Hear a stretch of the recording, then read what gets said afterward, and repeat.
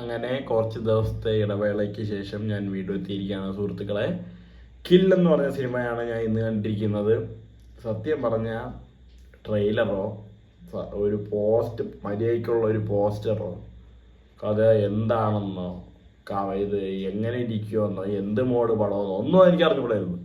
ആയക്കോട്ട് ഞാൻ കേട്ടത് ബ്രൂട്ടലാണ്, intense fight scenes ആണ്, വയലൻസ് നല്ല രീതിയിൽ എസ്റ്റാബ്ലിഷ് ചെയ്തിരിക്കുന്ന ഒരു സിനിമയാണ്. ഇത്ര ഞാൻ കേട്ടിട്ടുള്ളൂ.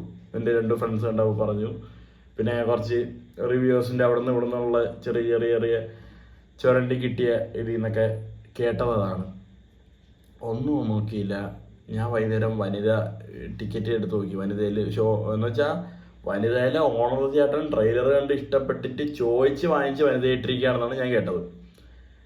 ഞാൻ എടുത്ത് നോക്കി, ഒരു 1/4 ഭാഗം ഫീൽഡ്, മോളിൽ സൈഡിലായിട്ട് സീറ്റ്. ശരി, കണ്ടു നോക്കാന്ന് പറഞ്ഞ് സൈഡിൽ തന്നെ എടുത്ത് ടിക്കറ്റ് ബുക്ക് ചെയ്ത് പോയി. ഇത്രയും കേട്ടിട്ട് ഞാനങ്ങ് പോയി. കിട്ടിലൻ സിനിമാറ്റിക് എക്സ്പീരിയൻസ്, ഒന്നും പറയില്ലടേ. ഒന്നും പ്രത്യേകിച്ച് എടുത്ത് ഒന്നും പറയാനില്ല. കിട്ടിലൻ പടം. If you are a fan of these kind of violence പടങ്ങൾ, ഇങ്ങനത്തെ വയലൻസ് പടങ്ങൾ ഇഷ്ടപ്പെടുന്ന ഒരാളാണെങ്കിൽ you will definitely enjoy this movie. I am damn sure about that. And ഇതിൽ അഭിനയിച്ചിരിക്കുന്നവരാരെന്ന് പോലും എനിക്ക് അറിഞ്ഞുകൂടാ. ഞാൻ പറയാം, ലക്ഷ്യ ലാൽവാനി എന്നാണ് ഇതിലെ മെയിൻ ലീഡ് ചെയ്തിരിക്കുന്ന മച്ചാൻ്റെ പേര്. നായികൻ്റെ പേര് തന്യ മണിക്ടാല എന്തോന്ന് ഇത്. പിന്നെ വില്ലൻ രാഘവ് ജുയാൽ. എന്ത് പൊളി വില്ലനടേ. ഞാൻ ഈ പടം കണ്ടപ്പോൾ നായകൻ ഒരു സൈഡിൽ അടിച്ച് പൊളിച്ചോണ്ട് തന്നെ ഇരിക്കുന്നുണ്ട്. പക്ഷെ വില്ലൻ കുറച്ച് സാധനങ്ങൾ ഇട്ടായിരുന്നു നമുക്ക്. നമ്മൾ ഒരു ടിപ്പിക്കൽ പടങ്ങളിൽ കാണുന്ന പോലെ ഈ പടത്തിൻ്റെ ഒരു സ്റ്റോറി, ഒരു വൺ ലൈൻ ഞാൻ പറഞ്ഞുതരാം. ഒരു 2 ടയർ AC കോച്ചിലെ ട്രെയിനിലെ ഒരു യാത്ര. അവിടെ നായകനുണ്ട്, നായികയുണ്ട്, നായികൻ്റെ വീട്ടുകാരുണ്ട്, അങ്ങനെ കുറേ പാസഞ്ചേഴ്സ് ഉണ്ട്, വില്ലന്മാരുണ്ട്. വില്ലന്മാരുടെ മെയിൻ ഒരു തൊഴിലെന്ന് പറയുകയാണെങ്കിൽ ഈ ട്രെയിനിലൊക്കെ കയറി സെക്കൻഡ് AC-യിലും ഫസ്റ്റ് AC-യിലൊക്കെ കയറി കൊള്ളയടിക്കലാണ് പണി. പിന്നെ നമ്മുടെ ഇങ്ങേരുണ്ട് കേട്ടോ, ആശിഷ് വിദ്യാർത്ഥി. അങ്ങേരെ പടത്തിലുണ്ട്. പുള്ളീനെ മാത്രമേ എനിക്ക് അറിയുള്ളൂ സത്യം പറഞ്ഞാൽ. വേറെ ഒറ്റ ഒരാളെ എനിക്ക് അറിഞ്ഞുകൂടാ. ആൻഡ് അതാണ് ഒരു ത്രെഡ്. അപ്പോൾ നിങ്ങൾക്ക് മനസ്സിലാക്കാമല്ലോ, ഈ നായകൻ ഒരു സോൾജറാണ്. അപ്പോൾ ഇങ്ങനത്തെ ഒരു പ്രശ്നം വരുമ്പോൾ സോൾജർ അവിടെ കയറി ഇടപെടുന്നു, അടിച്ച് മറിക്കുന്നു. And first Hafil fight scenes ഉണ്ട്. എന്ന് വെച്ചാൽ അത്ര വയലൻ്റ് അല്ലാത്ത നായകൻ്റെ കുറച്ച് കിട്ടിയ ഫൈറ്റ് സീൻസ് ഉണ്ട്. അത് നല്ല രീതിയിൽ എടുത്തു വെച്ചിട്ടുണ്ട്. സ്റ്റണ്ട് ചെയ്തിരിക്കുന്നവരായാലും പുള്ളി ഭയങ്കര ട്രെയിൻഡ് ആയിട്ട്, പുള്ളി ഒരു സോൾജർ ആണോ എന്ന് പോലും എനിക്ക് പേഴ്സണലി തോന്നിപ്പോയി. അത് അമ്മാതിരി ഫൈറ്റ് സീൻസ് ഹോളിവുഡിലൊക്കെ നമ്മൾ കാണുന്ന പോലെ നമുക്ക് ഊഹിക്കാമല്ലോ. ഒരു സെക്കൻഡ് ടയർ 2 ടയർ AC കോച്ചിൽ നടുക്കൂടെ ഒരു പാതയായിരിക്കും, 2 സൈഡിൽ സീറ്റ്സ്.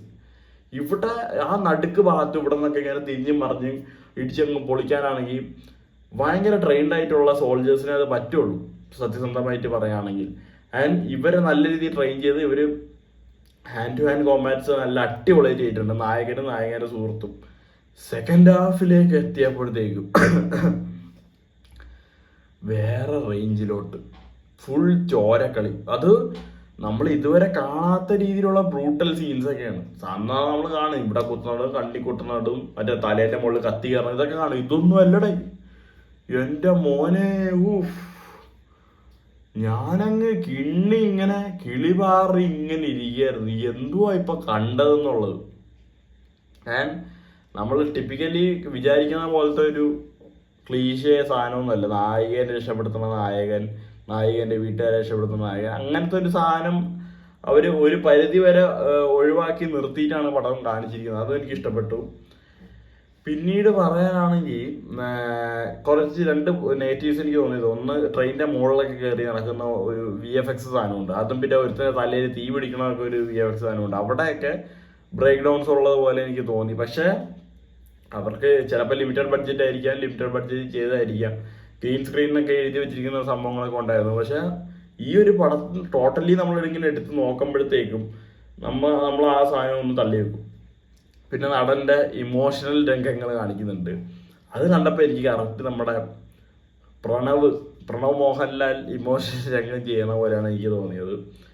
അപ്പോൾ അത് രണ്ടും എനിക്കൊരു നെഗറ്റീവ്സ് എന്നുള്ള രീതിയിൽ തള്ളി വെച്ച് കഴിഞ്ഞാൽ ബാക്കി എല്ലാം കൊണ്ടും 1.25 മണിക്കൂറേ ഉള്ളൂ. നിങ്ങൾക്ക് തിയേറ്ററിൽ പോയി കിടിലനായിട്ട് എൻജോയ് ചെയ്യാൻ പറ്റിയ ഒരു മസ്റ്റ് തിയേറ്ററിക്കൽ വാച്ച് മൂവി.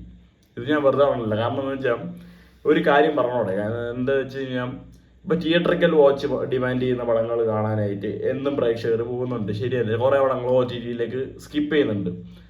സത്യം പറഞ്ഞു കഴിഞ്ഞാൽ cinema is actually meant for theatres. തിയേറ്ററിൽ ആ ഒരു ടോട്ടൽ ഔട്ട്പുട്ടിലിരുന്ന് എന്താ പറയുക, ടോട്ടൽ വിഷ്വൽസും ടോട്ടൽ സൗണ്ടും എല്ലാം നമുക്കൊന്ന് എക്സ്പീരിയൻസ് ചെയ്യണം. ഈ തിയേറ്റർ തന്നെ വേണം, അല്ലെങ്കിൽ ഒരു ഹോം തിയേറ്ററെങ്കിലും വേണം, അത്യാവശ്യം സൗണ്ടിൽ ഡോൾബിയിലൊക്കെ നിന്ന് കേൾക്കാനായിട്ട്. മമ്മൂക്ക വരെ പറഞ്ഞ കാര്യമാണ് സിനിമ തിയേറ്ററിൽ കാണേണ്ടതാണ്, അത് TV കാണേണ്ടതല്ലെന്ന് പുള്ളി വരെ പറഞ്ഞിട്ടുണ്ട്. അപ്പോൾ ഇത് ഞാൻ പറയാൻ കാരണം എന്താ വെച്ച് കഴിഞ്ഞാൽ സിനിമ തിയേറ്ററിൽ കാണുമ്പോഴേ എൻ്റെ മൊത്തം ഒരു അനുഭവം നമുക്ക് കിട്ടുള്ളൂ എന്ന് ഞാൻ പറഞ്ഞല്ലോ. കാരണം എന്ന് വെച്ചാൽ ഈ ഇടയിൽ ഞാൻ കുറച്ച് മലയാളം പടങ്ങൾ OTT ഏതെന്ന് പറയാം, ഗുരുവായൂർ അമ്പലടയിൽ വർഷങ്ങൾക്ക് ശേഷം, ആവേശം, മഞ്ഞുമല്, ഇതെല്ലാം ഞാൻ OTT-യിൽ റീവാച്ച് ചെയ്തത്. ഇതെല്ലാം ഞാൻ തിയേറ്ററിൽ കണ്ട പടമാണ് ഞാൻ OTT-യിൽ റീവാച്ച് ചെയ്തത്. മഞ്ഞുമല്ലായ ഒരു ഇൻറ്റൻസ് സാധനത്തിൻ്റെ ആ ഒരു ടോട്ടൽ എഫക്റ്റ് നമുക്ക് TV കിട്ടില്ല, ഉറപ്പാണ്. ആവേശത്തിൽ ആ ഫാൻസിൻ്റെ ഒക്കെ ഒപ്പം ഇരുന്ന് കണ്ട് കൈയടിച്ച് പോകണ ഒരു സാധനം വീട്ടിലിരുന്നാൽ കിട്ടൂല. ഗുരുവായൂർ അമ്പലനടയിൽ ഞാൻ ഇതെടുത്ത് പറഞ്ഞ കേട്ടോ, തിയേറ്ററിൽ ആഘോഷിച്ച ഒരു പടമാണ് ഞാൻ സത്യസന്ധമായിട്ട്. OTT-യിലേക്ക് കണ്ടു തീർക്കാൻ പറ്റിയിട്ടില്ല വർഷങ്ങൾക്ക് ശേഷം. അതുപോലെ തന്നെ ഈ ഗുരുവായൂർ അമ്പലനടയിൽ ഫസ്റ്റ് ഹാഫ് ഒരു 30 മിനിറ്റ് കഴിഞ്ഞപ്പോഴത്തേക്കും എനിക്ക് മതി, ഞാൻ അടച്ചു. എൻ്റെ ഇപ്പോൾ OTT കണ്ട കുറേ പേരൊക്കെ പറഞ്ഞു എന്തൊരു പടമോട്ടെ ഇതൊക്കെ പറഞ്ഞപ്പോൾ അവർ OTT കണ്ട രീതിയിൽ ഞാൻ കണ്ടപ്പോഴും എനിക്ക് തന്നെയാണ് തോന്നിയത്. അതാ ഒരു ക്രൗഡിൻ്റെ ഒപ്പം ആ ഒരു ഓഡിയൻസിൻ്റെ ഒപ്പം കൈയടിച്ചും വിസിലടിച്ചൊക്കെ ഇരുന്ന് കാണാം. കാരണം ഗുരുവായൂർ അമ്പലനടയിലെ ക്ലൈമാക്സ് പോർഷൻ എന്നൊക്കെ പറയുകയാണെങ്കിൽ തിയേറ്ററിൽ ഭയങ്കര ആഘോഷമായിരുന്നു, കൈയടിച്ചും വിസിലടിച്ചും ബഹളം ഉണ്ടാക്കിയാണ് അത് കണ്ടു തീർത്തത് എല്ലാവരും. ആ ഒരു സാധനം OTT-യിൽ എത്തിയപ്പോഴത്തേക്കും അത് ഇത് അങ്ങനെ നടന്നത്.